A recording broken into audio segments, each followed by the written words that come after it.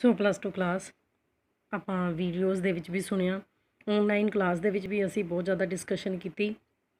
ਠੀਕ, ਸੋ ਅਸੀਂ ਕੱਲ੍ਹ ਡੈਸੀਡੂਆ ਪੜ੍ਹ ਲਿਆ ਸੀ। ਦੇਖੋ ਕਿਸ ਤਰੀਕੇ ਦੇ ਨਾਲ ਉਹੀ ਐਂਡੋਮੀਟਰੀਅਮ ਜਿਹੜੀ ਹੈਗੀ ਹੈ ਉਹ ਕੀ ਬਣ ਜਾਂਦੀ ਹੈ ਨਾ। ਠੀਕ ਹੈ, ਪਲੈਸੈਂਟਾ ਬਣ ਜਾਂਦੀ ਹੈ, ਐਂਬਰੀਓ ਤੇ ਯੂਟਰਸ ਦੇ ਵਿਚਕਾਰ ਆ ਜਾਂਦੀ ਹੈ ਅਤੇ ਪੂਰੇ ਦੇ ਪੂਰੇ ਪ੍ਰੈਗਨੈਂਟ ਯੂਟਰਸ ਨੂੰ ਕਵਰ ਕਰ ਲੈਂਦੀ ਹੈ, ਸਿਰਫ ਜਿੱਥੇ ਪਲੈਸੈਂਟਾ ਬਣਿਆ ਉੱਥੇ ਛੱਡ ਕੇ। ਓਕੇ, ਇਸ ਤੋਂ ਬਾਅਦ ਫਿਰ ਪਲੈਸੈਂਟਾ ਆ ਜਾਂਦਾ। ਵੈਸੇ ਮੈਂ ਤੁਹਾਨੂੰ ਪੜ੍ਹਨ ਲਈ ਕਿਹਾ, ਜਿੰਨਾ ਜ਼ਿਆਦਾ ਤੁਸੀਂ ਆਪ ਖੁਦ ਪੜ੍ਹੋਗੇ, ਰੀਡਿੰਗ ਲਓਗੇ, ਉਨਾ ਜ਼ਿਆਦਾ ਤੁਹਾਨੂੰ ਸਮਝ ਆਏਗਾ। ਕਈ ਵਾਰੀ ਸੁਣਨ ਲੱਗਿਆ ਵੀ ਤੁਸੀਂ ਕੁਝ ਗੱਲਾਂ ਨਹੀਂ ਸੁਣਦੇ।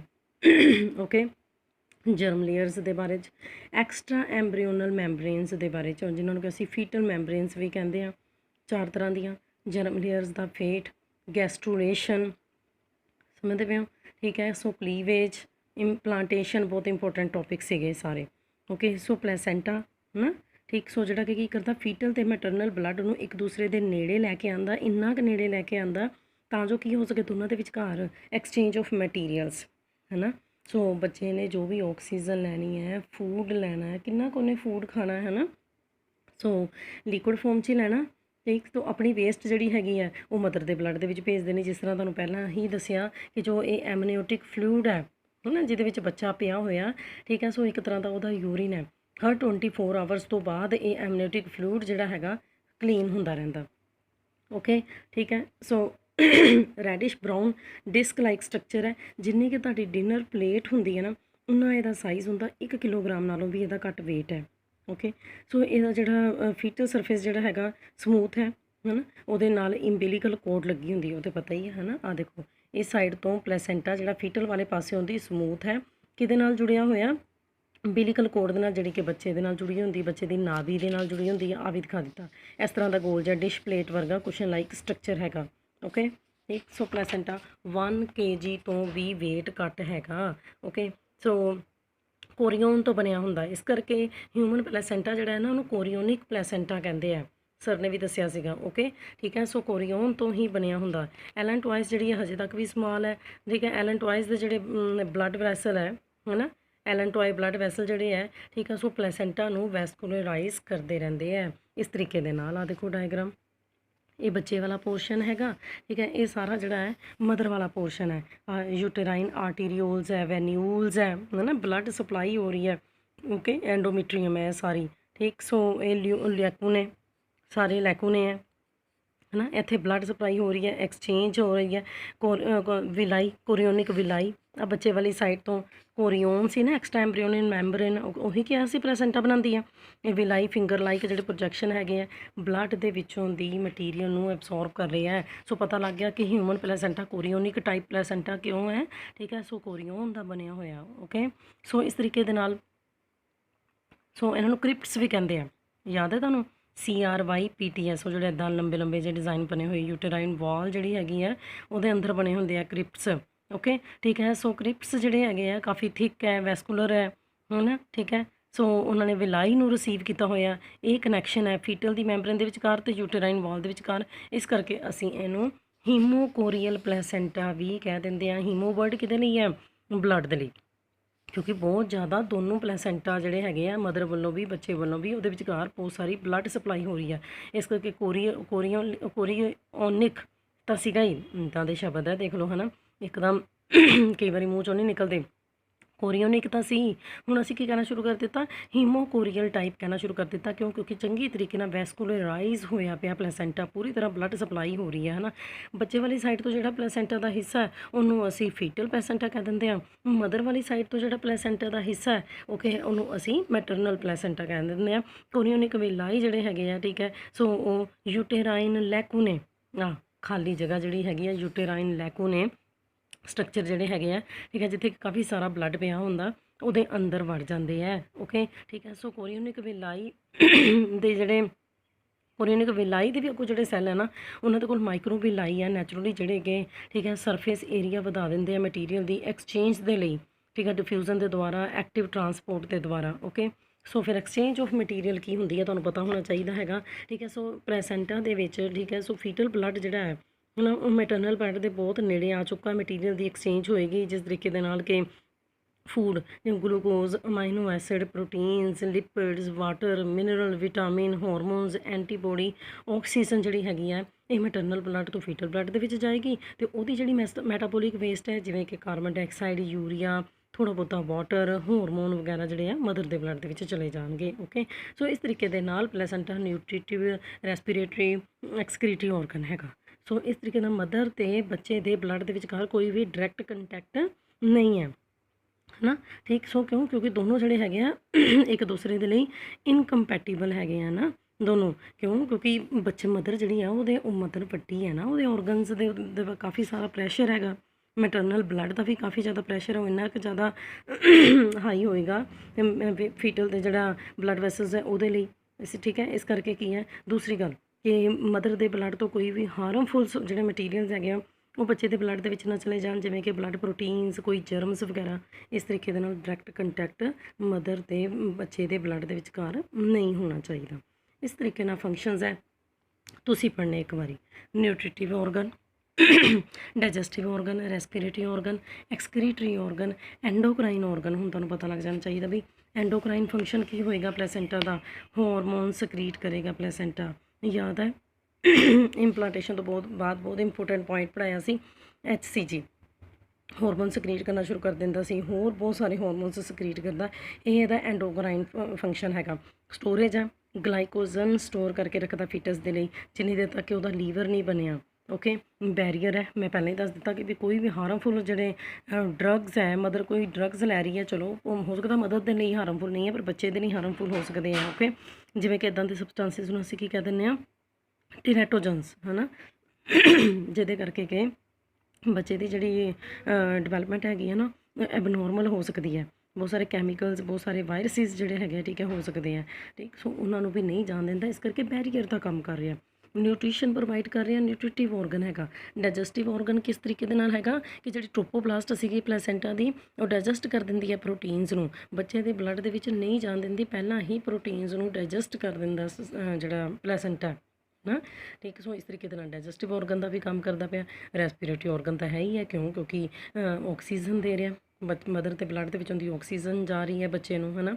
ਕਾਰਬਨ ਡਾਈਆਕਸਾਈਡ ਜਿਹੜੀ ਹੈਗੀ ਹੈ ਫੀਟਲ ਦੇ ਬਲੱਡ ਤੋਂ ਮਦਰ ਦੇ ਬਲੱਡ ਦੇ ਵਿੱਚ ਆ ਰਹੀ ਹੈ। ਐਕਸਕ੍ਰੀਟਰੀ ਆਰਗਨ ਪਤਾ ਹੀ ਕਿ ਕੋਈ ਵੇਸਟ ਨਿਕਾਲ ਰਿਹਾ ਉਹ ਬੱਚੇ ਦੀ। ਓਕੇ, ਅੱਗੇ ਤੁਹਾਡੇ ਕੋਲ ਆ ਜਾਂਦਾ ਪਾਰਚੂਰੇਸ਼ਨ। ਪਾਰਚੂਰੇਸ਼ਨ ਦਾ ਮਤਲਬ ਹੈ ਬੱਚੇ ਨੂੰ ਜਨਮ ਦੇਣਾ, ਮਦਰ ਦੇ ਯੂਟਰਸ ਤੋਂ ਬਾਹਰ ਬੱਚਾ ਆ ਚੁੱਕਾ ਹੈ, ਠੀਕ ਹੈ, ਗੈਸਟੇਸ਼ਨ ਪੀਰੀਅਡ ਤੋਂ ਬਾਅਦ, ਠੀਕ ਹੈ, 280 ਡੇਜ਼ ਦੇ ਪੀਰੀਅਡ ਤੋਂ ਬਾਅਦ, ਹੈ ਨਾ।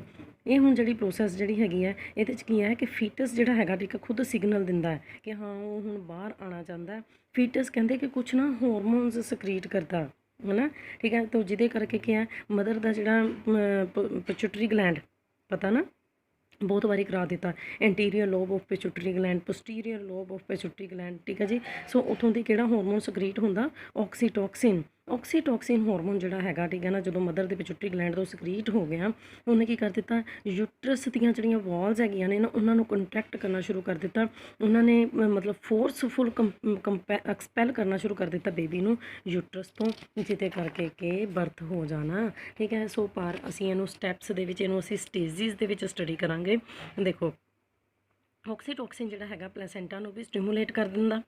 ਸਭ ਤੋਂ ਪਹਿਲਾਂ ਕੀ ਹੋ ਗਿਆ, ਮਦਰ ਦੇ ਪਿਚੂਟਰੀ ਗਲੈਂਡ ਤੋਂ ਜਿਹੜਾ ਕਿ ਉਹਦੇ ਬ੍ਰੇਨ ਦੇ ਵਿੱਚ ਹੈਗਾ, ਠੀਕ ਹੈ। ਸੋ ਉਹਨੇ ਆਕਸੀਟੋਕਸਿਨ ਹਾਰਮੋਨ ਸਕਰੀਟ ਕਰ ਦਿੱਤਾ। ਇਸ ਹਾਰਮੋਨ ਨੇ ਹੋਰ ਹਾਰਮੋਨ ਸਕਰੀਟ ਕਰ ਦਿੱਤੇ, ਕਿਹੜੇ ਪ੍ਰੋਸਟੈਗਲੈਂਡਿਨਸ। ਪ੍ਰੋਸਟੈਗਲੈਂਡਿਨਸ ਜਿਹੜਾ ਹੈਗਾ ਯੂਟਰਸ ਦੀ ਹੋਰ ਵੀ ਜ਼ਿਆਦਾ ਕੰਟਰੈਕਸ਼ਨ ਕਰਵਾਉਂਦਾ, ਠੀਕ ਹੈ। ਸੋ ਪੋਜ਼ਿਟਿਵ ਫੀਡਬੈਕ ਦਿੰਦਾ, ਜਿਹਦੇ ਕਰਕੇ ਜ਼ਿਆਦਾ ਤੋਂ ਜ਼ਿਆਦਾ ਆਕਸੀਟੋਕਸਿਨ ਔਰ ਪ੍ਰੋਸਟੈਗਲੈਂਡਿਨ ਪ੍ਰੋਡਿਊਸ ਹੁੰਦੇ ਰਹਿੰਦੇ ਹੈ। ਆਹ ਡਾਇਗਰਾਮ ਵੀ ਦਿਖਾਈਏ ਗਏ ਆ। ਓਵਰੀ ਤੋਂ ਠੀਕ ਹੈ ਐਸਟ੍ਰੋਜਨ ਹਾਰਮੋਨ ਆਇਆ ਸੀ, ਹੈ ਨਾ, ਠੀਕ ਹੈ। ਸੋ ਉਹਨੇ ਕੀ ਕਰ ਦਿੱਤਾ, ਯੂਟਰਸ ਦੇ ਉੱਤੇ ਆਕਸੀਟੋਕਸਿਨ ਹਾਰਮੋਨ ਨੂੰ ਰਿਸੀਵ ਕਰਨ ਵਾਲੇ ਰਿਸੈਪਟਰਸ ਬੈਠੇ ਹੋਏ ਸੀ, ਉਹਨਾਂ ਨੂੰ ਸਟਿਮੂਲੇਟ ਕਰ ਦਿੱਤਾ। ਆਕਸੀਟੋਕਸਿਨ ਜਿਹੜਾ ਸੀਗਾ ਠੀਕ ਹੈ ਨਾ, ਉਹ ਫਿਰ ਫੀਟਸ ਤੋਂ ਆਇਆ ਨਾ ਐਕਚੁਅਲੀ ਦੇ ਵਿੱਚ, ਹੈ ਨਾ। ਸੋ ਉਹਨੇ ਕੀ ਕਰ ਦਿੱਤਾ, ਮਦਰ ਦੇ ਜਿਹੜਾ ਪੋਸਟੀਰੀਅਰ ਜਿਹੜਾ ਗਲੈਂਡ ਸੀਗਾ, ਹੈ ਨਾ, ਠੀਕ ਹੈ। ਸੋ ਪਿਚੂਟਰੀ ਗਲੈਂਡ ਜਿਹੜਾ ਸੀਗਾ ਉਹਦੀ ਪੋਸਟੀਰੀਅਰ ਸਾਈਡ ਤੋਂ, ਠੀਕ ਹੈ। ਸੋ ਆਕਸੀਟੋਕਸਿਨ ਜਿਹੜਾ ਹੈਗਾ ਪ੍ਰੋਡਿਊਸ ਹੋ ਗਿਆ ਫਰੋਮ ਫੀਟਸ ਐਂਡ ਮਦਰਸ ਪੋਸਟੀਰੀਅਰ ਪਿਚੂਟਰੀ, ਹੈ ਨਾ। ਉਹਨਾਂ ਨੇ ਸਟਿਮੂਲੇਟ ਕਰ ਦਿੱਤਾ ਯੂਟਰਸ ਨੂੰ ਵੀ ਕੰਟਰੈਕਟ ਕਰ, ਹੈ ਨਾ। ਉਹ ਪਲੈਸੈਂਟਾ ਨੂੰ ਸਟਿਮੂਲੇਟ ਕਰ ਦਿੱਤਾ ਕਿ ਪ੍ਰੋਸਟੈਗਲੈਂਡਿਨ ਸਕਰੀਟ ਕਰ, ਠੀਕ ਜੀ। ਇਹਦੇ ਨਾਲ ਯੂਟਰਸ ਦੀ ਕੰਟਰੈਕਸ਼ਨ ਹੋਰ ਵੀ ਜ਼ਿਆਦਾ ਵੱਧਦੀ ਗਈ ਤੇ ਬੱਚੇ ਦਾ ਜਨਮ ਹੋ ਜਾਣਾ। ਅੱਛਾ, ਤੁਸੀਂ ਸੁਣਿਆ ਹੋਣਾ ਕਿ ਲੇਬਰ ਪੇਨਸ, ਹੈ ਨਾ, ਤਾਂ ਇਹ ਵੀ ਲੇਬਰ ਹੀ ਹੈ ਨਾ, ਬਹੁਤ ਜ਼ਿਆਦਾ ਫੋਰਸਫੁਲ ਮਸਕੂਲਰ ਕੰਟਰੈਕਸ਼ਨ ਹੋ ਰਹੀ ਹੈ ਯੂਟਰਾਈਨ ਵਾਲ ਦੀ। ਇਹਨੂੰ ਅਸੀਂ ਲੇਬਰ ਕਹਿੰਦੇ ਨੇ, ਕਿਉਂ? ਕਿਉਂਕਿ ਬਹੁਤ ਜ਼ਿਆਦਾ એનર્ਜੀ ਲੱਗਦੀ ਹੈ। ਤੁਸੀਂ ਜਦੋਂ ਹੈਵੀ ਕੰਮ ਕਰਨਾ ਹੈ, ਲੇਬਰ ਕਰਨੀ ਹੈ, ਤਾਂ ਉੱਥੇ એનર્ਜੀ ਤਾਂ ਲੱਗਦੀ ਹੈ ਨਾ, ਠੀਕ ਹੈ। ਸੋ ਕਹਿੰਦੇ ਕਿ 2 ਹਫ਼ਤੇ ਪਹਿਲਾਂ ਨਾ, ਠੀਕ ਹੈ, ਡਿਲੀਵਰੀ ਹੋਣ ਤੋਂ 2 ਹਫ਼ਤੇ ਪਹਿਲਾਂ ਬੱਚਾ ਜਿਹੜਾ ਹੈ ਨਾ, ਮਾਂ ਦੀ ਪੈਲਵਿਕ ਕੈਵਿਟੀ ਦੇ ਵਿੱਚ ਆਪਣਾ ਸਿਰ ਜਿਹੜਾ ਹੈਗਾ ਥੱਲੇ ਨੂੰ, ਕਿਉਂਕਿ ਬੱਚੇ ਦਾ ਹੈੱਡ ਪਹਿਲਾਂ ਆਉਂਦਾ, ਜੇਕਰ ਉਹ ਸਰਜਰੀ ਦੇਖੀ ਸੀ ਤਾਂ ਹੈੱਡ ਸਭ ਤੋਂ ਪਹਿਲਾਂ ਬਾਹਰ ਆਉਂਦਾ, ਓਕੇ, ਠੀਕ ਹੈ। ਸੋ ਹੈੱਡ ਜਿਹੜਾ ਚੌੜਾ ਹੁੰਦਾ ਨਾ, ਕਾਫੀ ਜ਼ੋਰ ਲਗਾ ਲੈਂਦਾ ਹੈੱਡ ਪੋਰਸ਼ਨ ਪਹਿਲਾਂ ਆਉਂਦਾ ਪੈਲਵਿਕ ਕੈਵਿਟੀ ਦੇ ਵਿੱਚ। 2 ਹਫ਼ਤੇ ਪਹਿਲਾਂ ਹੈੱਡ ਡਾਊਨਵਰਡ ਆਪਣੇ ਆਪ ਨੂੰ ਸੈੱਟ ਕਰ ਲੈਂਦਾ। ਜਿੱਦਾਂ ਹੀ ਗੈਸਟੇਸ਼ਨ ਪੀਰੀਅਡ ਕੰਪਲੀਟ ਹੋ ਜਾਂਦਾ, ਲੇਬਰ ਸਟਾਰਟ ਹੋ ਜਾਂਦੀ ਹੈ, ਇਹਨੂੰ ਅਸੀਂ ਲੇਬਰ ਪੇਨਸ ਕਹਿ ਦਿੰਦੇ ਹਾਂ। ਪਾਰਚੂਰੇਸ਼ਨ ਦੀਆਂ 3 ਸਟੇਜਿਸ ਹੈਗੀਆਂ ਨੇ, ਹੈ ਨਾ। First stage, second stage, third stage, okay. ਇਹਨੂੰ ਡਾਇਲੇਸ਼ਨ, ਐਕਸਪਲਸ਼ਨ, ਔਰ ਕੀ ਕਹਿੰਦੇ ਆ, ਪਲੈਸੈਂਟਲ ਸਟੇਜ ਕਹਿੰਦੇ ਆ, ਡਾਇਲੇਸ਼ਨ ਸਟੇਜ, ਹੈ ਨਾ। ਸੋ ਇੱਕਦਮ ਹੀ ਥੋੜ੍ਹੀ ਡਿਲੀਵਰੀ ਹੋ ਜਾਣੀ ਹੈ। ਸੋ ਇਹ ਸਟੇਜ ਜਿਹੜੀ ਹੈਗੀ ਆ 12 ਘੰਟਿਆਂ ਤੱਕ ਚੱਲਦੀ ਹੈ। ਯੂਟਰਾਈਨ ਵਾਲ ਦੀ ਲਗਾਤਾਰ ਕੰਟਰੈਕਸ਼ਨ, ਕਹਿੰਦੇ ਬੜੀਆਂ ਅਜੀਬ ਜਿਹੀਆਂ ਇਹ ਪੇਨਸ ਹੁੰਦੀਆਂ ਨੇ ਡਿਲੀਵਰੀ ਦੇ ਦੌਰਾਨ, ਹੈ ਨਾ। ਕਦੀ ਦਰਦ ਆਉਂਦੀ ਹੈ, ਕਦੀ ਚਲੀ ਜਾਂਦੀ ਹੈ। ਪੈਰੀਸਟੈਲਿਟਿਕ ਕੰਟਰੈਕਸ਼ਨ, ਤਾਂ ਹੀ ਤੈਨੂੰ ਕਿਹਾ, ਕਦੀ ਉੱਪਰ ਨੂੰ, ਕਦੀ ਥੱਲੇ ਨੂੰ, ਹੈ ਨਾ। ਸੋ ਕਿਸ ਤਰੀਕੇ ਦੇ ਨਾਲ ਉੱਪਰ ਤੋਂ ਥੱਲੇ ਨੂੰ ਦਰਦ ਜਾ ਰਹੀ ਹੈ ਫਸਟ ਸਟੇਜ ਦੇ ਦੌਰਾਨ, ਹੈ ਨਾ, ਠੀਕ ਹੈ। ਜਿਹਦੇ ਕਰਕੇ ਕਿ ਫੀਟਸ ਜਿਹੜਾ ਹੈਗਾ ਉਹ ਸਰਵਿਕਸ ਤੱਕ ਪਹੁੰਚ ਜਾਂਦਾ, ਸਰਵਿਕਸ ਪੂਰੀ ਤਰੀਕੇ ਦੇ ਨਾਲ ਐਕਸਪੈਂਡ ਕਰ ਜਾਂਦਾ। ਤਾਂ ਹੀ ਤਾਂ ਕਿਹਾ ਹੈਗਾ ਡਾਇਲੇਸ਼ਨ ਸਟੇਜ ਹੈ। ਐਮਨੀਓਨ, ਕੋਰੀਓਨ, ਮੈਂ ਕਈ ਵਾਰੀ ਦੱਸਿਆ ਤੁਹਾਨੂੰ, ਰਪਚਰ ਕਰਦੇ ਆ, ਫਲੂਇਡ ਬਾਹਰ ਆ ਜਾਂਦਾ, ਵਜਾਈਨਾ ਵੀ ਲੁਬਰੀਕੇਟ ਹੋ ਜਾਂਦੀ ਹੈ। ਪਤਾ ਹੋਣਾ ਚਾਹੀਦਾ ਸਾਰੀਆਂ ਟਰਮਸ ਹੁਣ ਤੁਹਾਨੂੰ। ਫੀਟਲ ਪਲੈਸੈਂਟਾ ਜਿਹੜਾ ਹੈਗਾ ਯੂਟਰਾਈਨ ਵਾਲ ਤੋਂ ਅਲੱਗ ਹੋ ਜਾਂਦਾ, ਬੱਚਾ ਮਦਰ ਦੇ ਅੰਦਰ ਬਿਲਕੁਲ ਫ੍ਰੀ ਹੋ ਗਿਆ। ਨਾ ਐਕਸਪਲਸ਼ਨ, ਇਹ ਸਟੇਜ 22 ਮਿੰਟਸ ਤੋਂ ਲੈ ਕੇ 1 ਘੰਟੇ ਤੱਕ ਚੱਲਦੀ ਹੈ। ਯੂਟਰਸ ਦੀ ਕੰਟਰੈਕਸ਼ਨ ਹੋਰ ਵੀ ਪਾਵਰਫੁਲ ਹੋ ਗਈ ਹੈ ਨਾਲ, ਕਿਉਂਕਿ ਐਬਡੋਮਨ ਫੀਮੇਲ ਦਾ ਜਿੰਨਾ ਵੀ ਨੀਚੇ ਵਾਲਾ ਹਿੱਸਾ ਹੈਗਾ ਉੱਥੇ ਸਾਰੇ ਕੰਟਰੈਕਸ਼ਨ ਹੋ ਰਹੀ ਹੈ ਨਾ, ਇਹਨਾਂ ਕੰਟਰੈਕਸ਼ਨ ਦੇ ਨਾਲ, ਠੀਕ ਹੈ। ਸੋ ਬੱਚਾ ਜਿਹੜਾ ਹੈਗਾ ਸਰਵਿਕਸ ਤੇ ਵਜਾਈਨਾ ਨੂੰ ਡਾਇਲੇਟ ਕਰਦਾ ਹੋਇਆ ਹੈ ਆਪਣੇ ਸਿਰ ਦੇ ਦੁਆਰਾ, ਠੀਕ ਹੈ, ਪੂਰੀ ਤਰੀਕੇ ਦੇ ਨਾਲ ਬਾਹਰ ਆ ਜਾਂਦਾ, ਬਾਹਰ ਵਾਲੇ ਸੰਸਾਰ 'ਚ ਆ ਜਾਂਦਾ, ਪਹਿਲਾ ਸਾਹ ਲੈਂਦਾ, ਹੈ ਨਾ।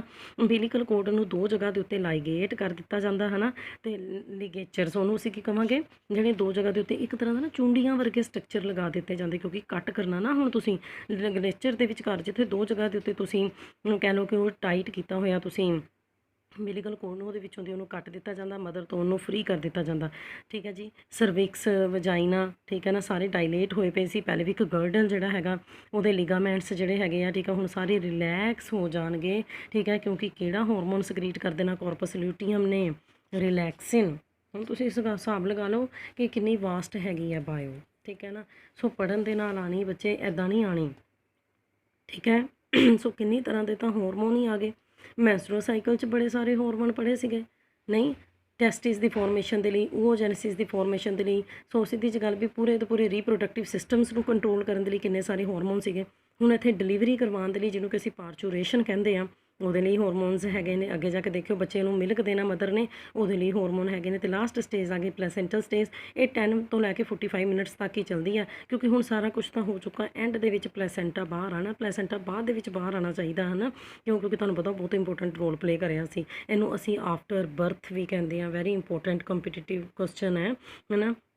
ਸੋ ਪਲੈਸੈਂਟਾ ਬਾਹਰ ਆਇਆ, ਠੀਕ ਹੈ, ਸੋ ਬਾਅਦ ਦੇ ਵਿੱਚ ਬਾਹਰ ਆਇਆ ਨਾ, ਇਸ ਕਰਕੇ ਅਸੀਂ ਇਹਨੂੰ ਆਫਟਰ ਬਰਥ ਕਹਿੰਦੇ ਹਾਂ। ਨਾਓ ਬਲੀਡਿੰਗ, ਬਲੀਡਿੰਗ ਨੂੰ ਕਿੱਦਾਂ ਰੋਕਿਆ ਜਾ ਸਕਦਾ, ਹੈ ਨਾ, ਠੀਕ ਹੈ। ਸੋ ਜਿੱਦਾਂ ਯੂਟਰਸ ਦੀ ਸਰਵਿਕਸ ਦੇ ਨੇੜੇ ਕੰਟਰੈਕਸ਼ਨ ਹੁੰਦੀ ਜਾ ਰਹੀ ਹੈ, ਤਾਂ ਬਲੀਡਿੰਗ ਜਿਹੜੀ ਹੈਗੀ ਆ ਉਹ ਰੁਕ ਜਾਏਗੀ, ਠੀਕ ਹੈ। ਸੋ ਸਮੂਥ ਮਸਲਸ ਜਿਹੜੇ ਹੈਗੇ ਆ ਨਾ ਯੂਟਰਾਈਨ ਦੇ ਬਲੱਡ ਵੈਸਲਸ ਦੇ, ਹੈ ਨਾ, ਜਿਹੜੇ ਕਿ ਪਲੈਸੈਂਟਾ ਨੂੰ ਵੀ ਬਲੱਡ ਸਪਲਾਈ ਕਰ ਰਹੇ ਸੀਗੇ, ਹੈ ਨਾ। ਸੋ ਸਮੂਥ ਮਸਲ ਫਾਈਬਰਸ, ਉਹਨਾਂ ਦੀ ਕੰਟਰੈਕਸ਼ਨ ਹੋ ਗਈ ਹੈ, ਬਲੀਡਿੰਗ ਰੁਕ ਗਈ ਹੈ 28 to 35 ਡੇਜ਼ ਦੇ ਅੰਦਰ, ਠੀਕ ਹੈ ਜੀ। ਯੂਟਰਸ ਜਿਹੜਾ ਹੈ ਨਾ, ਕਿਉਂਕਿ ਤੁਹਾਨੂੰ ਪਤਾ ਨਾ ਜਦੋਂ ਫੀਮੇਲ ਪ੍ਰੈਗਨੈਂਟ ਹੈਗੀ ਆ ਤਾਂ ਯੂਟਰਸ ਦਾ ਸਾਈਜ਼ ਵੱਧ ਗਿਆ ਸੀਗਾ, ਹੁਣ ਆਪਣੇ ਨੋਰਮਲ ਸਾਈਜ਼ ਦੇ ਉੱਤੇ ਆ ਜਾਂਦਾ। ਜੇਕਰ ਨੋਰਮਲ ਡਿਲੀਵਰੀ ਨਹੀਂ ਹੋ ਪਾਉਂਦੀ ਤਾਂ ਬਹੁਤ ਸਾਰੇ ਕਾਰਨ ਹੋ ਸਕਦੇ ਆ, ਠੀਕ ਹੈ, ਜਿਹਦੇ ਕਰਕੇ ਕਿ, ਠੀਕ ਹੈ, ਫੀਮੇਲ ਦੇ ਐਬਡੋਮਨ ਦੇ ਵਿੱਚ ਕੱਟ ਲਗਾ ਕੇ ਸਰਜਰੀਅਨ ਕਰਨਾ ਪੈਂਦਾ, ਆਪਰੇਸ਼ਨ ਕਰਨਾ ਪੈਂਦਾ, ਓਕੇ, ਠੀਕ ਹੈ ਜੀ। ਲੈਕਟੇਸ਼ਨ ਕੀ ਹੈ, ਠੀਕ। ਸੋ ਮਿਲਕ ਦਾ ਪ੍ਰੋਡਿਊਸ ਹੋਣਾ ਫੀਮੇਲਸ ਦੀ ਬ੍ਰੈਸਟ ਦੇ ਵਿੱਚ, ਠੀਕ ਹੈ। ਸੋ ਬਰਥ ਤੋਂ ਬਾਅਦ ਮੈਮਲਸ ਦੇ ਵਿੱਚ ਉਹਨੂੰ ਅਸੀਂ ਕੀ ਕਹਿ ਦਿੰਦੇ ਹਾਂ, ਲੈਕਟੇਸ਼ਨ ਕਹਿ ਦਿੰਦੇ ਹਾਂ, ਹੈ ਨਾ।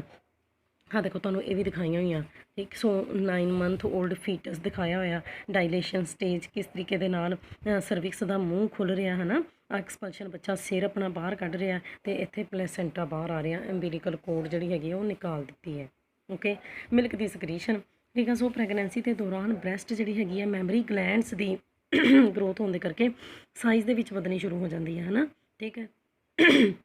ਮਿਲਕ ਦੀ ਸਟੋਰੇਜ, ਮਿਲਕ ਦੀ ਸਕਰੀਸ਼ਨ ਜਿਹੜੀ ਹੈ ਸ਼ੁਰੂ ਹੋ ਜਾਂਦੀ ਹੈ 24 ਆਵਰਸ ਦੇ ਅੰਦਰ ਅੰਦਰ।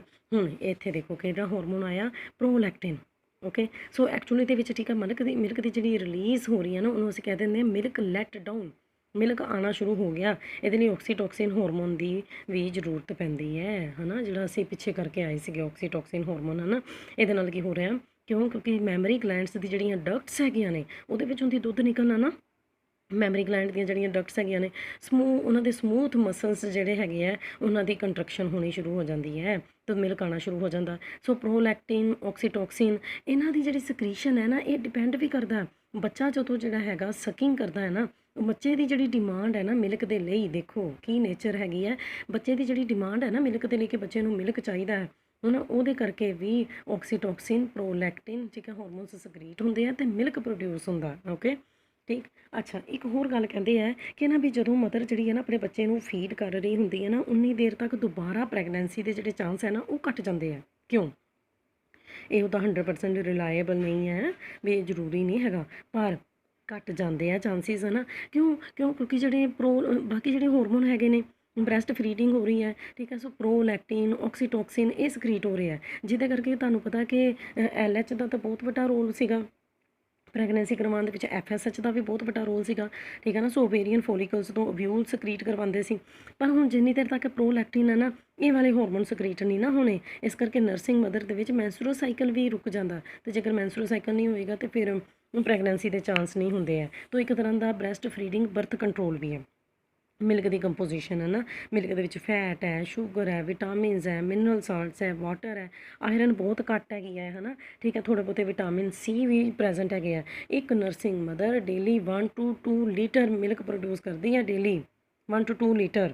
ਓਕੇ, ਮਿਲਕ ਦੇ ਕੀ ਬੈਨੀਫਿਟ ਹੈ ਠੀਕ, ਸੋ ਬੱਚੇ ਦੀ ਗਰੋਥ ਹੋ ਰਹੀ ਹੈ, ਉਹਨੂੰ ਐਨਰਜੀ ਮਿਲ ਰਹੀ ਹੈ ਨਾ। ਸੋ ਬੱਚਾ ਜਿਹੜਾ ਹੈਗਾ ਇੱਕ ਦਿਨ ਦੇ ਵਿੱਚ ਕਿੰਨਾ ਵੇਟ ਗੇਨ ਕਰ ਰਿਹਾ, 25 to 30 ਗ੍ਰਾਮ ਮਿਲਕ ਜਿਹੜਾ ਹੈਗਾ ਠੀਕ ਹੈ, ਸੋ ਉਹਨੂੰ ਇੰਨਾ ਵੇਟ ਦੇ ਰਿਹਾ। ਓਕੇ, ਨਿਊਰਿਸ਼ਮੈਂਟ ਤੋਂ ਇਲਾਵਾ ਬ੍ਰੈਸਟ ਫੀਡਿੰਗ ਜਿਹੜੀ ਹੈ ਠੀਕ, ਸੋ ਉਹ ਬੱਚੇ ਨੂੰ ਪ੍ਰੋਟੈਕਟ ਕਰਦੀ ਹੈ ਕਿਸ ਇੰਟੈਸਟਾਈਨਲ ਜਾਂ ਫਿਰ ਬੈਕਟੀਰੀਅਲ ਇਨਫੈਕਸ਼ਨਸ ਤੋਂ ਵੀ ਬਚਾਉਂਦੀ, ਕਿਉਂਕਿ ਮਦਰ ਨੂੰ ਦੇਖੋ, ਮਦਰ ਬਹੁਤ ਕੁਝ ਖਾ ਰਹੀ ਹੈ, ਮਦਰ ਦੇ ਅੰਦਰ ਬਹੁਤ ਸਾਰੇ ਨਿਊਟਰੀਐਂਟਸ ਹੈਗੇ ਉਹਦੇ ਮਿਲਕ ਦੇ ਅੰਦਰ ਨਾ ਠੀਕ ਹੈ। ਸੋ ਐਂਟੀਬੋਡੀਜ਼ ਵੀ ਪ੍ਰੋਵਾਈਡ ਕਰਦਾ ਮਦਰ ਦਾ ਮਿਲਕ ਜਿਹੜਾ ਹੈਗਾ। ਓਕੇ ਨਾ, ਕੋਲੋਸਟਰਮ ਕਿ ਸੋ ਬਰਥ ਤੋਂ ਬਾਅਦ ਠੀਕ ਹੈ, ਸੋ ਫਸਟ ਰਿਲੀਜ਼ ਜਿਹੜੀ ਹੈ ਨਾ ਉਹ ਇੱਕ ਤਰ੍ਹਾਂ ਦੇ ਮਿਲਕ ਨਹੀਂ ਹੈ ਜਿਹੜਾ ਮਤਲਬ ਕਿ ਬੱਚੇ ਨਾਲ ਬਾਅਦ ਵਿੱਚ ਪੂਰੀ ਤਰ੍ਹਾਂ ਮਿਲਕ ਬਣ ਜਾਂਦਾ, ਪਰ ਪਹਿਲੀ ਵਾਰੀ ਦੇ ਵਿੱਚ ਠੀਕ ਹੈ ਜੀ, ਸੋ 2 ਤੋਂ ਲੈ ਕੇ 3 ਦਿਨਾਂ ਦੇ ਲਈ ਠੀਕ ਹੈ, ਸੋ ਜੋ ਪਹਿਲਾ ਠੀਕ ਹੈ ਸਕਰੀਸ਼ਨ ਹੋਈ ਹੈ ਨਾ ਮਦਰ ਦੀ ਬ੍ਰੈਸਟ ਦੇ ਵਿੱਚ ਹੁੰਦੀ, ਉਹਨੂੰ ਕਹਿੰਦੇ ਕੋਲੋਸਟਰਮ। ਇਹ ਬਹੁਤ ਇੰਪੋਰਟੈਂਟ ਪੰਜਾਬ ਬੋਰਡ ਦਾ ਵੀ ਕੁਐਸਚਨ ਹੈ। ਇਹ ਯੈਲੋ ਕਲਰ ਦਾ ਠੀਕ ਹੈ, ਓਪੇਲਸੈਂਟ ਫਲੂਇਡ ਦਾ ਮਤਲਬ ਕੀ ਹੈ, ਕਲੀਅਰ ਨਹੀਂ ਹੈ ਠੀਕ ਹੈ ਨਾ, ਟਰਾਂਸਪੇਰੈਂਟ ਨਹੀਂ ਹੈਗਾ, ਥੋੜ੍ਹਾ ਯੈਲੋ ਜਿਹਾ ਫਲੂਇਡ ਹੈ, ਜਿਹਨੂੰ ਅਸੀਂ ਫੋਰ ਮਿਲਕ ਕਹਿ ਦਿੰਦੇ ਹਾਂ ਠੀਕ ਹੈ, ਨੋਟ ਮਿਲਕ ਬਟ ਕੋਲੋਸਟਰਮ 2-3 ਦਿਨਾਂ ਦੇ ਲਈ ਠੀਕ ਹੈ, ਯੈਲੋ ਕਲਰ ਦਾ ਫਲੂਇਡ ਹੈ ਅਤੇ ਇਹਨੂੰ ਅਸੀਂ ਫੋਰ ਮਿਲਕ ਵੀ ਕਹਿ ਦਿੰਦੇ ਹਾਂ, ਕੋਲੋਸਟਰਮ ਨੂੰ ਹੀ ਕਹਿ ਦਿੰਦੇ ਹਾਂ। ਓਕੇ, ਇਹਦੇ ਅੰਦਰ ਸੈੱਲ ਹੈ ਠੀਕ ਹੈ, ਸੋ ਐਲਵੂਲਾਈ ਤੋਂ ਇਹ ਸੈੱਲ ਆਏ ਹੈ ਠੀਕ, ਸੋ ਇਹਦੇ ਅੰਦਰ ਪ੍ਰੋਟੀਨਸ ਬਹੁਤ ਜ਼ਿਆਦਾ ਹੈਗੀਆਂ ਨੇ, ਫੈਟਸ ਘੱਟ ਹੈਗੇ ਨੇ, ਐਂਟੀਬੋਡੀ ਮੈਂ ਪਹਿਲਾਂ ਹੀ ਕਿਹਾ ਸੀਗਾ ਹੈ ਨਾ ਠੀਕ ਹੈ, ਸੋ ਜਿਸ ਕਰਕੇ ਕਿ ਬੱਚੇ ਨੂੰ ਇਨਫੈਕਸ਼ਨਸ ਤੋਂ ਪ੍ਰੋਟੈਕਸ਼ਨ ਮਿਲਦੀ ਹੈ ਨਾ ਠੀਕ ਜੀ। ਸੋ ਇਸ ਤਰੀਕੇ ਦੇ ਨਾਲ ਅੱਗੇ ਤੁਹਾਡੇ ਕੋਲ ਆ ਜਾਂਦਾ ਟਵਿੰਸ ਦਾ ਮਤਲਬ ਕਿ ਜੋੜੇ, ਇੱਕ ਤਰ੍ਹਾਂ ਦੇ ਬੱਚੇ। ਜੇਕਰ ਤਾਂ ਦੋਨੋਂ ਲੜਕੀਆਂ ਫਿਰ ਤਾਂ ਬਿਲਕੁਲ ਹੀ ਇੱਕ ਤਰ੍ਹਾਂ ਦੀਆਂ ਹੋਣਗੀਆਂ, ਜੇ ਦੋਨੋਂ ਲੜਕੇ ਹੈ ਉਹ ਵੀ ਬਿਲਕੁਲ ਇੱਕ ਤਰ੍ਹਾਂ ਦੇ ਹੋਣਗੇ, ਪਰ ਜੇਕਰ ਟਵਿੰਸ ਦੇ ਵਿੱਚ ਇੱਕ ਲੜਕਾ ਇੱਕ ਲੜਕੀ ਹੈ ਤਾਂ ਫਿਰ ਤਾਂ ਉਹਨਾਂ ਦੀ ਸ਼ਕਲ ਦੇ ਵਿੱਚ, ਉਹਨਾਂ ਦੇ ਜੈਨੇਟਿਕ ਮੇਕਅਪ ਦੇ ਵਿੱਚ ਫ਼ਰਕ ਤਾਂ ਹੋਣਾ ਹੀ ਹੈ ਠੀਕ ਹੈ। ਸੋ ਪ੍ਰੋਸੈਸ ਨੂੰ ਅਸੀਂ ਕਹਿ ਦਿੰਦੇ ਹਾਂ ਟਵਿਨਿੰਗ ਹੈ ਨਾ, 2 ਤਰ੍ਹਾਂ ਦੇ ਬੱਚੇ ਪੈਦਾ ਕਰ ਦੇਣਾ ਇੱਕ ਟਾਈਮ ਦੇ ਉੱਤੇ, 2 ਨਾਲੋਂ ਜ਼ਿਆਦਾ ਵੀ ਪੈਦਾ ਹੋ ਸਕਦੇ ਆ। ਟਵਿਨਿੰਗ ਦਾ ਕੀ ਕਾਰਨ ਹੋ ਸਕਦਾ ਹੈ, ਮੈਂ ਤੁਹਾਨੂੰ ਵੀ ਪੁੱਛਿਆ ਸੀਗਾ, ਫਰੋਮ 1 ਐਗ ਵੀ ਬੱਚੇ ਪੈਦਾ ਹੋ ਸਕਦੇ ਆ ਅਤੇ ਦੋ ਬੱਚੇ ਹੈ ਨਾ, ਇੱਕ ਐਗ ਤੋਂ ਹੀ ਠੀਕ ਹੈ, ਤਾਂ 2 ਐਗਸ ਤੋਂ ਵੀ ਬੱਚੇ ਪੈਦਾ ਹੋ ਸਕਦੇ, ਮੈਂ ਤੁਹਾਨੂੰ ਕਲੀਵੇਜ ਦੇ ਵਿੱਚ ਵੀ ਦੱਸਿਆ ਸੀ। ਓਕੇ, ਸੋ ਇੱਕ ਐਗ ਦੇ ਵਿੱਚ ਕੀ ਹੈ ਕਿ ਜੇਕਰ ਬਲਾਸਟੋਮੀਅਰਸ ਯਾਦ ਹੈ ਠੀਕ ਹੈ, ਕਲੀਵੇਜ ਦੇ ਦੌਰਾਨ ਬਣੇ ਸੀ, ਉਹਨਾਂ ਦਾ ਫੇਟ ਹਜੇ ਤੱਕ ਫਿਕਸ ਨਹੀਂ ਹੋਇਆ, ਕਿੰਨੇ ਬੱਚੇ ਦਾ ਕੀ ਪਾਰਟ ਬਣਾਉਣਾ ਉਹ ਹਜੇ ਤੱਕ ਫਿਕਸ ਨਹੀਂ ਹੋਇਆ, ਪਰ ਇੱਕ ਦੂਸਰੇ ਤੋਂ ਜੇਕਰ ਉਹ ਸੈਪਰੇਟ ਹੋ ਜਾਂਦੇ ਹੈ ਠੀਕ ਹੈ, ਤਾਂ ਦੋਨੋਂ ਬਲਾਸਟੋਮੀਅਰ ਜਿਹੜੇ ਆ 2 ਬੱਚੇ ਬਣਾ ਸਕਦੇ ਹੈ। ਓਕੇ ਠੀਕ ਹੈ। ਅੱਛਾ, ਹੁਣ ਸੇਮ ਐਗ ਤੋਂ ਬਣੇ ਆ ਤਾਂ ਨੈਚੁਰਲੀ ਹੋ ਸਕਦਾ ਕਿ ਸਪਰਮ ਵੀ ਜਿਹੜਾ ਹੈ ਨਾ ਸੇਮ ਹੀ ਫਰਟੀਲਾਈਜੇਸ਼ਨ ਹੋਈ ਹੈ ਨਾ, ਸੇਮ ਸਪਰਮ ਦੇ ਨਾਲ ਹੋਈ ਹੈ ਉਸੇ ਇੱਕ ਐਗ ਦੀ ਫਰਟੀਲਾਈਜੇਸ਼ਨ, ਇਸ ਕਰਕੇ ਦੋਨੋਂ ਬੱਚਿਆਂ ਦਾ ਸੈਕਸ ਜਿਹੜਾ ਹੈਗਾ ਉਹ ਸੇਮ ਹੋ ਸਕਦਾ। ਜੇਕਰ ਤਾਂ ਐਕਸ ਕ੍ਰੋਮੋਜ਼ੋਮ ਵਾਲਾ ਸਪਰਮ ਸੀ ਤਾਂ ਦੋਨੋਂ ਕੁੜੀਆਂ ਹੋਣਗੀਆਂ, ਜੇਕਰ ਵਾਈ ਕ੍ਰੋਮੋਜ਼ੋਮ ਵਾਲਾ ਸਪਰਮ ਸੀ ਤਾਂ ਦੋਨੋਂ ਮੁੰਡੇ ਹੋਣਗੇ। ਓਕੇ, ਤਾਂ ਫਿਰ ਅਸੀਂ ਇਹਨਾਂ ਨੂੰ ਕਹਿ ਦਿੰਦੇ ਹਾਂ ਆਈਡੈਂਟੀਕਲ ਟਵਿੰਸ, ਇੱਕ ਐਗ ਤੋਂ ਬਣੇ ਇਸ ਕਰਕੇ ਅਸੀਂ ਉਹਨਾਂ ਨੂੰ ਮੋਨੋਜਾਈਗੋਟਿਕ ਟਵਿੰਸ ਵੀ ਕਹਿ ਦਿੰਦੇ ਹਾਂ। ਓਕੇ। ਸੋ ਜੇਕਰ ਅੱਛਾ ਬਲਾਸਟੋਮੀਅਰ ਪੂਰੇ ਤਰੀਕੇ ਨਾਲ ਵੀ ਦੇਖੋ ਕਿਸ ਤਰ੍ਹਾਂ ਦੀ ਨੇਚਰ ਹੈ ਨਾ, ਕਿਸ ਤਰ੍ਹਾਂ ਵਿਚਾਰੇ ਸਾਰੀ ਜ਼ਿੰਦਗੀ ਦੋ ਜਾਣੇ ਜੁੜੇ ਰਹਿਣਗੇ। ਵੀ ਜੇਕਰ ਜਿਹੜੀ ਸੈਪਰੇਸ਼ਨ ਹੋ ਰਹੀ ਹੈ ਨਾ ਬਲਾਸਟੋਮੀਅਰਸ ਦੀ, ਉਹ ਪਾਰਸ਼ੀਅਲ ਹੈ, ਪੂਰੇ ਤਰੀਕੇ ਦੇ ਨਾਲ ਨਹੀਂ ਹੋ ਰਹੀ ਹੈ, ਠੀਕ ਹੈ ਨਾ। ਸੋ ਕੋਨਜੁਆਇੰਟਡ ਕਿਸ ਤਰ੍ਹਾਂ ਦੇ ਟਵਿੰਸ ਪੈਦਾ ਹੁੰਦੇ ਆ, ਕੋਜੁਆਇੰਟਡ ਟਵਿੰਸ ਪੈਦਾ ਹੁੰਦੇ ਜਿਹੜੇ ਕਿ ਬਹੁਤ ਸਾਰੀਆਂ ਜਗ੍ਹਾ ਤੋਂ ਇੱਕ ਦੂਸਰੇ ਦੇ ਨਾਲ ਜੁੜੇ ਹੁੰਦੇ ਆ। ਨਾਓ ਅੱਗੇ ਤੁਹਾਡੇ ਕੋਲ ਆ ਗਿਆ 2 ਐਗਸ, ਹੈ ਨਾ। ਸੋ ਕਈ ਵਾਰੀ ਕੀ ਹੈਗਾ, ਇੱਕ ਓਵਰੀ ਜਿਹੜੀ ਹੈਗੀ ਆ 2 ਐਗ ਵੀ ਰਿਲੀਜ਼ ਕਰ ਦਿੰਦੀ ਹੈ। ਦੋਨੋਂ ਜਿਹੜੇ ਐਗ ਹੈਗੇ ਆ, ਠੀਕ ਹੈ ਨਾ, ਸੋ ਉਹ ਜਾਂ ਅਲੱਗ-ਅਲੱਗ ਸਪਰਮਸ ਦੇ ਨਾਲ ਕੀ ਹੋ ਜਾਂਦੇ ਆ, ਫਰਟੀਲਾਈਜ਼ ਹੋ ਜਾਂਦੇ ਆ। ਤਾਂ ਜਾਈਗੋਟ ਇੱਦਾਂ ਦੇ ਜਾਈਗੋਟ ਤੋਂ ਜਿਹੜੇ 2 ਬੱਚੇ ਬਣਨਗੇ ਨਾ, ਉਹ ਅਲੱਗ-ਅਲੱਗ ਹੋਣਗੇ, ਨੋਨ ਆਈਡੈਂਟੀਕਲ ਹੋਣਗੇ, ਫਰੈਟਰਨਲ ਟਵਿੰਸ ਹੋਣਗੇ, ਯਾਦ ਰੱਖਣਾ ਹੈ। ਓਕੇ, ਠੀਕ ਹੈ। ਸੋ ਇਹਨਾਂ ਨੂੰ ਅਸੀਂ 2 ਐਗ ਡਾਈਜਾਈਗੋਟਿਕ ਟਵਿੰਸ ਵੀ ਕਹਿ ਸਕਦੇ ਹਾਂ। ਓਕੇ, ਤਾਂ ਉੱਥੇ ਆਈਡੈਂਟੀਕਲ ਟਵਿੰਸ ਕਿਉਂਕਿ ਇੱਕ ਐਗ ਤੋਂ ਪੈਦਾ ਹੋਏ ਸੀ, ਇਹ 2 ਐਗ ਤੋਂ ਪੈਦਾ ਹੋਏ ਆ, ਨੋਨ ਆਈਡੈਂਟੀਕਲ ਔਰ ਫਰੈਟਰਨਲ ਟਵਿੰਸ ਹੈ ਨਾ, ਪੋਲੀ ਐਮਬ੍ਰਿਓਨੀ। ਤੁਸੀਂ ਡੋਗਸ ਵਗੈਰਾ ਦੇ ਵਿੱਚ ਦੇਖਿਆ ਹੋਇਆ, ਹੋਰ ਜਾਨਵਰਾਂ ਦੇ ਵਿੱਚ ਵੀ ਤੁਸੀਂ ਦੇਖਿਆ ਹੋਇਆ, ਠੀਕ ਹੈ। ਸੋ ਕੀ ਹੈ ਕਿ ਵੀ 2 ਨਾਲੋਂ ਜ਼ਿਆਦਾ ਬੱਚੇ ਪੈਦਾ ਹੋ ਜਾਂਦੇ ਆ, ਹੈ ਨਾ। ਜਿਹੜੇ ਡੋਗ ਹੈ ਵਿੱਚ ਜਿਹੜੀ ਹੈਗੀ ਆ ਉਹ 6-7 ਬੱਚਿਆਂ ਨੂੰ ਜਨਮ ਦੇ ਦਿੰਦੀ ਇੱਕ ਟਾਈਮ ਦੇ ਉੱਤੇ, ਹੈ ਨਾ। ਸੋ ਇਹਨੂੰ ਅਸੀਂ ਕਹਿੰਦੇ ਹੁੰਦੇ ਪੋਲੀ ਐਮਬ੍ਰਿਓਨੀ, ਕਿਉਂਕਿ ਉਹਦੇ ਅੰਦਰ ਬਹੁਤ ਸਾਰੇ ਐਮਬ੍ਰਿਓਜ਼ ਬਣ ਜਾਂਦੇ ਇੱਕ ਫਰਟੀਲਾਈਜ਼ਡ ਸਿੰਗਲ ਫਰਟੀਲਾਈਜ਼ਡ ਐਗ ਤੋਂ, ਠੀਕ ਹੈ ਨਾ। ਸੋ ਈਵਨ 8 ਐਮਬ੍ਰਿਓ ਜਿਹੜੇ ਬਣ ਜਾਂਦੇ ਆ। ਪਰ ਇਹ ਪੋਲੀ ਓਵੂਲੇਟਰੀ ਤੋਂ ਡਿਫਰੈਂਟ ਹੈ। ਪੋਲੀ ਓਵੂਲੇਟਰੀ ਦਾ ਕੀ ਮਤਲਬ ਹੈ ਵੀ ਜਿਹੜੇ ਡੋਗਸ ਵਗੈਰਾ ਹੈਗੇ ਆ, ਠੀਕ ਹੈ, ਇਹਨਾਂ ਦੇ ਅੰਦਰ ਇੱਕ ਨਾਲੋਂ ਜ਼ਿਆਦਾ ਐਗ ਪ੍ਰੋਡਿਊਸ ਹੁੰਦੇ ਆ, ਠੀਕ ਹੈ। ਪੋਲੀ ਐਮਬ੍ਰਿਓਨੀ 'ਚ ਕੀ ਹੋ ਗਿਆ ਕਿ ਐਮਬ੍ਰਿਓਜ਼ ਜ਼ਿਆਦਾ ਪ੍ਰੋਡਿਊਸ ਹੋ ਰਹੇ ਇੱਕ ਐਗ ਤੋਂ, ਠੀਕ ਹੈ ਨਾ। ਅਤੇ ਪੋਲੀ ਓਵੂਲੇਟਰੀ ਤੋਂ ਕੀ ਹੈ ਕਿ ਐਗ ਹੀ ਬਹੁਤ ਜ਼ਿਆਦਾ ਪ੍ਰੋਡਿਊਸ ਹੋਏ ਸੀ ਨੈਚੁਰਲੀ, ਫਿਰ ਇੰਨੇ ਜ਼ਿਆਦਾ ਐਗਸ ਸੀਗੇ, ਉਨੇ ਜ਼ਿਆਦਾ ਹੀ ਐਮਬ੍ਰਿਓ ਬਣੇ। ਲਾਸਟ ਟੋਪਿਕ ਤੁਹਾਡੇ ਕੋਲ ਆ ਗਏ ਥੋੜ੍ਹੇ ਜਿਹੇ ਡਿਸਆਰਡਰਸ ਆ ਗਏ ਹੈਗੇ ਹੈ, ਠੀਕ ਹੈ। ਸੋ ਐਮਨੀਓਨਾਈਟਿਸ, ਐਬੋਰਸ਼ਨ, ਠੀਕ ਹੈ, ਅਤੇ ਟੈਰਾਟੋਜੈਨੀ। ਓਕੇ, ਨਾਈਟਿਸ, ਹੈ ਨਾ। ਸੋ ਐਮਨੀਓਨ ਦੀ ਇਨਫਲਾਮੇਸ਼ਨ ਹੋ ਜਾਂਦੀ ਹੈ, ਕਈ ਵਾਰੀ ਇਨਫੈਕਸ਼ਨ ਹੋ ਜਾਂਦੀ ਹੈ ਨਾ। ਐਮਨੀਓਨ ਜਿਹੜੀ ਹੈਗੀ ਹੈ ਮੈਚੋਰ ਹੋਣ ਤੋਂ ਪਹਿਲਾਂ ਹੀ ਰਪਚਰ ਕਰ ਜਾਂਦੀ ਹੈ ਨਾ, ਠੀਕ ਹੈ। ਸੋ ਅਸੀਂ ਇਹਨੂੰ ਨੀਓਨੇਟਲ ਇਨਫੈਕਸ਼ਨ ਵੀ ਕਹਿ ਦਿੰਦੇ ਹਾਂ।